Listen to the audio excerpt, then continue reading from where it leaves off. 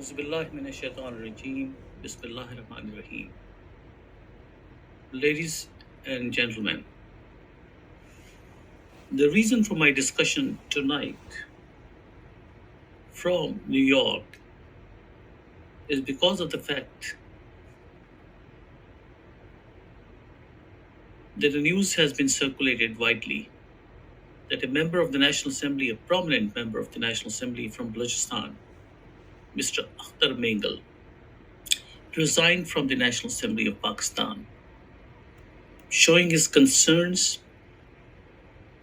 and his reservations on the way the situation is being handled in Baluchistan.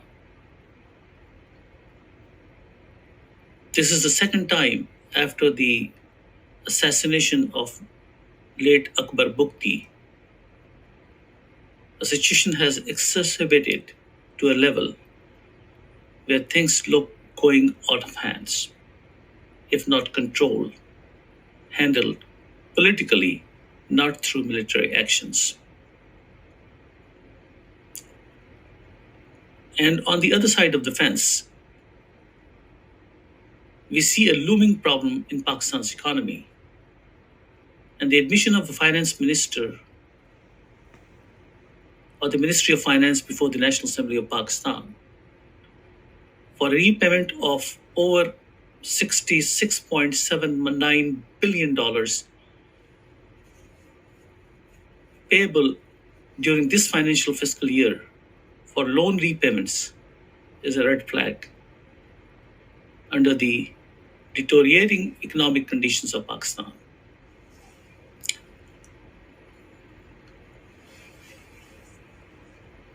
As a member of Pakistani diaspora, Pakistani American, we are highly concerned regarding safeguarding Pakistan's sovereignty and economic stability. Ladies and gentlemen, Pakistan's economy stands at a critical crossroads, demanding immediate and decisive action. It can no longer afford the luxury of speculation or debate. Action is imperative, or the risk of losing everything we hold dear. It is time to confront the harsh realities of the situation, no matter how uncomfortable they may be. The economy is crippled, teetering on the brink of collapse. The very fabric of national security is fraying, not just under external threats, but also by the same hands entrusted with safeguarding the nation's future.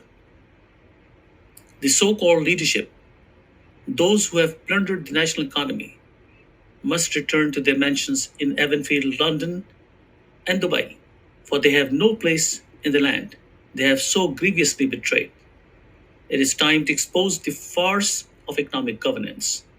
Mismanagement under dynastic rulers has turned Pakistan into a family business, with little regard for the welfare of the people. The finance minister's admission of a staggering $66.79 billion in loan repayments due this year alone is a stark testament to the absurdity of the financial predicament. It seems they are attempting to set a world record for history's most spectacular financial mismanagement. Who do these so-called economic geniuses think they are fooling with? Their desperate pleas for billion-dollar loans from the IMF. Their strategies, futile attempts to flirt their way out of debt, are predictably failing.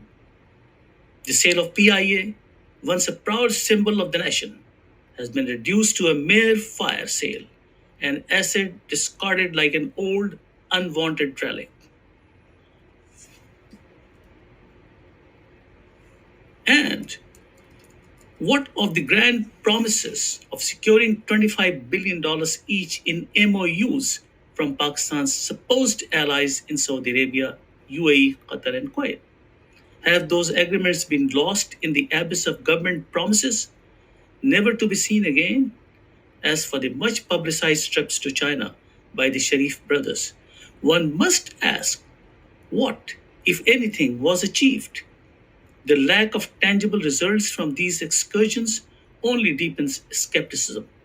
Now let us address the elephant in the room, the relationship with China. For years, China has been portrayed as a close ally and a steadfast friend in strategic and economic partnerships, primarily through initiatives like the China Pakistan Economic Corridor and the development of Gwadar Port. But at what cost? Is China's involvement genuinely in this nation's best interest, or is it a guise for advancing their geopolitical and economic ambitions at our expense? The evidence suggests that China may be leveraging its relationship with Pakistan for its gain, potentially compromising Pakistan's sovereignty and long term prosperity. Trade between China and India has soared unprecedentedly, highlighting China's pragmatic economic strategy, even with the historical rival. Meanwhile, Pakistan's trade with China results in a crippling negative balance, leaving the countries further indebted and dependent. This is not just about economics, it is about national security. The historical context is alarming. Territorial concessions, military intrusions, and opaque agreements have often disadvantaged Pakistan. The 1963 border settlement, where Pakistan ceded territory to China, is a glaring example of how Pakistan has compromised our strategic autonomy. Today, Pakistan stands at a crossroads. There's a need to demand transparency and accountability in dealing with China and ensure this partnership is mutually beneficial, safeguarding sovereignty and national interests. Let me conclude. The unrest in Baluchistan, fueled by a lack of transparency in Sino American agreements, is a stark reminder of the dangers. We must address these issues openly and clearly to foster stability and secure the Pakistani nation's future. Pakistan's current economic leadership may be more suited to a comedy show than managing a nation's finances, but the consequences of their failure are no laughing matter. It is time for the real patriots of Pakistan to take a stand, reclaim sovereignty, and restore the nation's dignity. Thank you.